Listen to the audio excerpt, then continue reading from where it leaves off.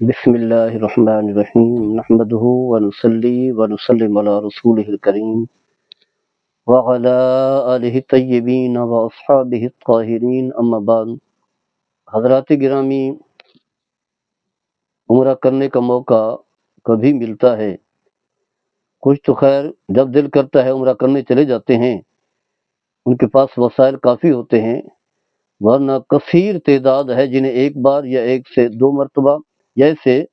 کم و بیش عمرہ کرنے کا اعزاز حاصل ہوتا ہے۔ ایک تو سفر لمبا ہے، خاص کر کے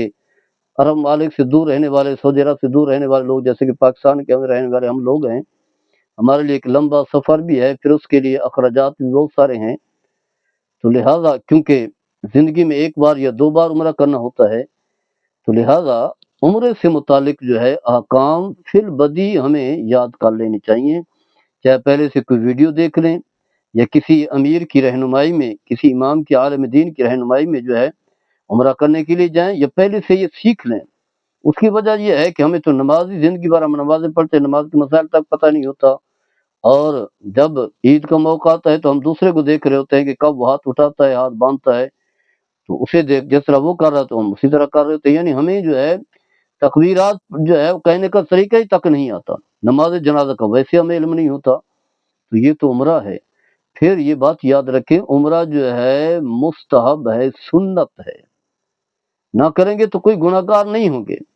لیکن یہ سنت جو ہے جب آپ نے شروع کر دیا، احرام باندھ لیا، تو پھر اس طرح کی پابندیاں شروع ہو جاتی ہیں،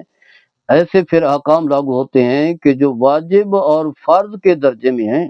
یہ نہیں ہے پھر جو ہے وہ چاہے کریں چاہے نہ کریں، پھر جیسے دل کرے بھی ہم نے تو بس اللہ کا گھر دیکھنا، تو ہماری نیت صاف تھی، بات نیت صاف سے نہیں کچھ ہوتا، پھر جو ہے ان احکام کو پورا کرنا ہوتا ہے جن کی ضرورت ہے۔ پہلی بات تو یہ ہے کہ جب آپ گھر سے نکلیں تو ایسا ہو سکتا ہے کہ آپ گھر میں ہی غسل کر لیں اور گھر سے ہی 2 رکعت نماز نفل پڑھ لیں، اور اسی وقت جو ہے احرام بھی باندھ لیں، ایسا بھی کر سکتے ہیں۔ یا یہ ہے کہ غسل کر لیں، نوافل پڑھ لیں، اور جو ہے احرام چاہے ساتھ لے جائیں، احرام لے جائیں اور ایئرپورٹ پر جو ہے وہاں جا کر کے 2 رکعت نماز نفل پڑھیں، اور جو اگر آپ نے پہلے نہیں پڑھی، احرام یعنی باندھنے کے بعد جو ہے 2 رکعت نماز نفل پڑھیں، اور اس کے بعد جو ہے پھر آپ نے تلبیہ بھی نہیں پڑھنا اور نیت بھی نہیں کرنی۔ یہی اگر نیت آپ نے کسی وجہ سے کر بھی لی ہے احرام باندھنے کے بعد، تو ابھی تلبیہ نہ پڑھیں، اور پھر انتظار میں رہیں کہ جب میقات آ جائے، اعلان ہو، یا آپ پہلے سے جو ہے تیار بیٹھے ہوں، جو ہی میقات ہے تو اس وقت جو ہے نیت بھی کر لیں اور تلبیہ بھی پڑھ لیں، کیونکہ جب انسان احرام باندھ لے، نیت کر لے، تلبیہ پڑھ لے، تو پھر احرام کی پابندیاں شروع ہو جاتی ہیں۔ بسا اوقات ایسا بھی ہوتا ہے کہ انسان پہلے سے جو ہے وہ احرام بھی باندھ لیتا ہے، تلبیہ بھی پڑھ لیتا ہے، نیت بھی کر لیتا ہے، اور ابھی جہاز لیٹ ہوتا ہے، اور ایسا بھی ہوا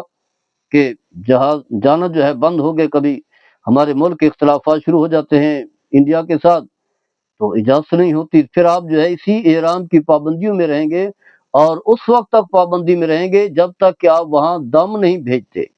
قربانی کا جانور وہاں بھیجنا ہوگا، وہاں جب قربانی کا جانور ذبح ہو جائے تب جب احرام سے نکل سکتے ہیں، ورنہ احرام سے نہیں نکل سکتے، اور اسی طرح پابندیاں رہے گی۔ ایسا ہوا واقعات، بہت سارے واقعات ہوئے یہاں۔ تو لہٰذا یہی کوشش کریں، باقی چاہے سارے کام کر لیں، تلبیہ نہ پڑھیں، نیت نہ کریں، یا نیت بھی کر لیں چاہے تلبیہ نہ پڑھیں، جو ہی میقات ہے اب آپ تلبیہ پڑھنا جو ہے وہ شروع کر دیں۔ اب آپ محرم بن گئے ہیں، احرام کی پابندیاں شروع ہو گئی ہیں۔ اس کے بعد جو آپ تلبیہ جو ہے خوب پڑھیں، لبیک اللہم لبیک۔ جب آپ مطاف میں داخل ہوں، یعنی بیت اللہ شریف میں جب آپ داخل ہوں، تو پھر جو ہے آپ نے اس سے بعد جو ہے وہ کرنا ہے، یعنی جو چادر ہے نا، یعنی جو آپ نے احرام باندھا ہوا اس کی جو چادریں ہیں، اسے جو ہے یہ کندھے جو ہے آپ نے دائیں کندھا جو ہے آپ نے ننگا کر دینا ہے، یہ والا حصہ جو ہے اسے ننگا کر لیں، اور پھر واضح ہے طواف جو ہے حجر اسود سے کرنا ہے، وہاں سے ہی ابتدا ہوگی۔ تو طواف شروع کرنے سے پہلے جو آپ طواف کی نیت بھی کر لیں، کیونکہ واضح ہے ایک عمل کر رہے ہیں، عمل کے لیے نیت ہوتی ہے، اگرچہ آپ گھر سے نکلے ہیں نیت ہے، لیکن پھر بھی اسی وقت جو ہے نیت کریں گے تو اس وقت جو ہے آپ کا ذہن جو ہے منتشر نہیں ہوگا، پوری توجہ کے ساتھ جو ہے طواف بیت اللہ کر رہے ہوں گے، اور اس کے بعد جو ہے پھر حجر اسود کے سیدھ کھڑے ہو کر کے، جیسے آپ نماز میں تکبیر تحریمہ کے لیے ہاتھ اٹھاتے ہیں، اسی طرح دونوں ہاتھ اٹھا کر، دونوں ہاتھ جو ہے کانوں تک اٹھا کر کے جو ہے تلبیہ پڑھیں، پھر بسم اللہ اللہ اکبر کہہ کر کے حجر اسود کو بوسہ دیں۔ ایسے کانوں تک ہاتھ اٹھا کر، جیسے آپ نماز میں اٹھاتے ہیں تو بسم اللہ اللہ اکبر اور کہہ کر کے جو ہے آپ نے حجر اسود کو جو ہے بوسہ دینا ہے۔ اگر ممکن ہو، اگر بوسہ نہیں دے سکتے تو پھر جو ہے ہاتھ کے ذریعے سے ہاتھ لگا کر کے اسے چوم لیں، اور اگر ہاتھ لگانا بھی ممکن نہیں، جیسا کہ ہمارے ہاں دیکھتے ہیں رش ہے یا آج کل خوشبو بھی لگی ہوتی ہے، کوشش کریں کہ بوسہ نہ ہی دیں تو اچھا ہے، ورنہ جو ہے پابندیاں شروع ہو جائیں گی، یعنی وہ احرام کی حالت میں ہے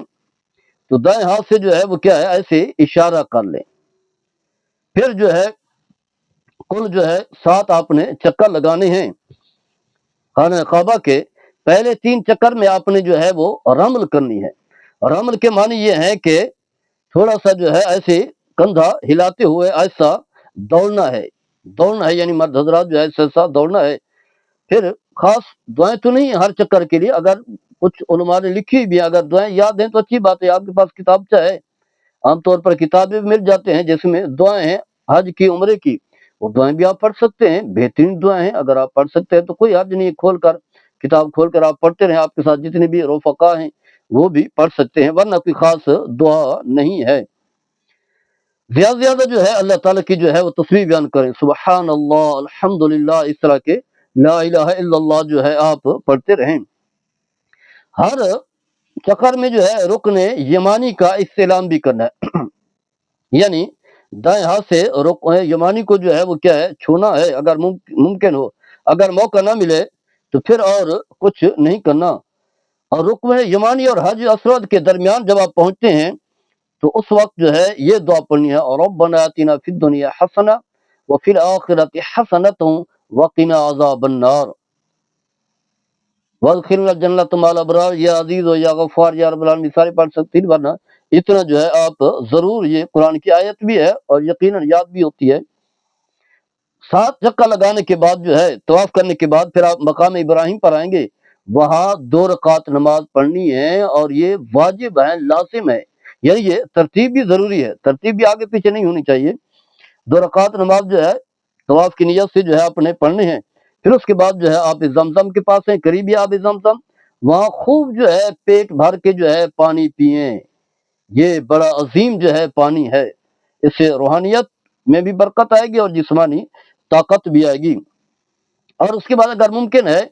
تو ملتزم کو جو ہے چمٹ کر کے جو ہے اللہ کی بارگاہ میں دعا کریں، یا اگر چمٹ نہیں بھی سکتے تو ایسی جو ہے وہ دعا کریں جو بھی دل کرے اللہ کی بارگاہ میں۔ واضح ہے مسلمان تو اسی مقصد کے لیے گیا ہے، اپنے گناہوں کی معافی کے لیے، توبہ استغفار کے لیے، دولت کے لیے تھوڑی جاتا ہے انسان، مال و دولت کے لیے نہیں، دولت تو ہر ایک کو اللہ تعالیٰ کر دیتا ہے، گناہوں کی معافی مانگے، توبہ کریں، گڑ گڑائیں، آنسو بہائیں۔ تو اس کے بعد جو ہے حجر اسود کا استلام کر کے جو ہے پھر آپ سعی کی طرف جو ہے چڑھتے ہوئے، سعی کرنے کے لیے صفا مروہ کی سعی کرتے ہوئے جو ہے یہ آیت کریمہ آپ نے پڑھنی ہے، ان الصفا والمروہ من شعائر اللہ، یعنی صفا اور مروہ جو ہے اللہ تعالیٰ کی نشانیوں میں سے ایک نشانی ہے۔ صفا پر چڑھ کر کے پھر آپ نے قبلہ رخ ہو کر کے 3 مرتبہ جو ہے کہنا ہے اللہ اکبر، اللہ اکبر، اللہ اکبر آپ نے کہنا ہے۔ پھر اس کے بعد جو ہے آپ نے جو دل میں ہے اور جو بھی دعا کرنا چاہے آپ کریں، پھر صفا سے نیچے اتریں گے، چلنا شروع کریں گے تو آپ کو ایک سبز رنگ جو ہے وہ نظر آئے گا، تو جو لائٹ ہے نا، سبز رنگ کی جو لائٹ ہے، وہاں مرد جو ہے تیزی سے جو ہے وہ دوڑیں گے، عورتیں نہیں، مرد جو ہے وہ دوڑیں گے۔ پھر آپ مروہ پہنچیں گے، مروہ سے پھر صفا، اس طرح جو ہے آپ نے کل 7 جو ہے چکر لگانے ہیں، 7 چکر جو ہے وہ ضروری ہیں۔ اس کے بعد جو ہے آپ جو ہے بال مڑوائیں، یعنی حلق اور قصر، اور کوشش یہ کریں کہ قصر حلق کروائیں، قصر کی بجائے جو ہے حلق کو یعنی ٹینڈ کروانا، پورے سر کے بال جو اتروا دینا، کیونکہ نبی کریم صلی اللہ علیہ وسلم نے ایسے لوگوں کے بارے میں جو حل کروانے والے ہیں آپ نے 3 مرتبہ دعا کی ہے، 1 مرتبہ جو ہے وہ قصر کروانے والوں کے لیے، تو آپ زیادہ دعائیں پائیں، نبی کریم صلی اللہ علیہ وسلم نے دعائیں مانگی تو آپ صلی اللہ علیہ وسلم نے زیادہ دعا جو ہے وہ ٹینڈ کروانے والوں کے لیے کی ہے، جو سر کے بال سارے اترواتے ہیں۔ تو اس کے بعد جو ہے پھر احرام کھول دیں، اور پھر جو آپ کا دل کرے کریں، تو یہ کوشش یہی ہو کہ اس میں جو ہے کہیں کوتاہی نہ کریں، اس انداز سے جو ہے پورے اعمال اسی انداز سے اچھے انداز سے انجام دیں، ورنہ کہیں جو ہے کمی بیشی ہوئی تو کچھ چیزیں واجب ہیں جس کی وجہ سے جو ہے دم لازم آتا ہے،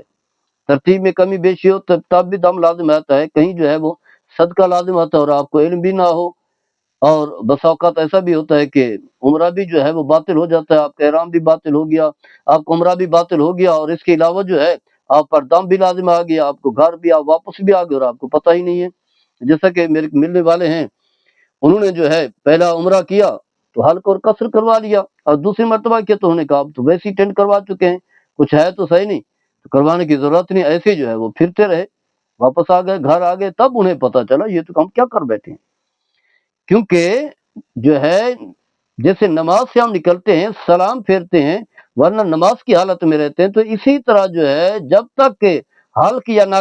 قصر نہ کرائیں، چاہے جو اسرا بھی پھیر دیں، چاہے بال کچھ بھی نہ ہو، صرف اسرا ہی پھیرنا یہ بھی ضروری ہے، ورنہ احرام کی پابندی آپ پر لازم رہے گی۔ ان چیزوں کا خیال کریں، آگے ویسے ہم تفصیل کے ساتھ کچھ احکام بیان کریں گے، کیونکہ لوگ تو چلے جاتے ہیں لیکن پتہ ہی نہیں ہوتا، بہت ساری کوتاہیاں کرتے ہیں، خاص کر کے خواتین کے حوالے سے جو ہے بہت سارے مسائل کا سامنا کرنا پڑتا ہے۔ اللہ تعالیٰ ہم سب کو صحیح طریقے سے احکام شریعہ پر عمل پیرا ہونے کی توفیق عطا فرمائے۔ وما علیہ السلام۔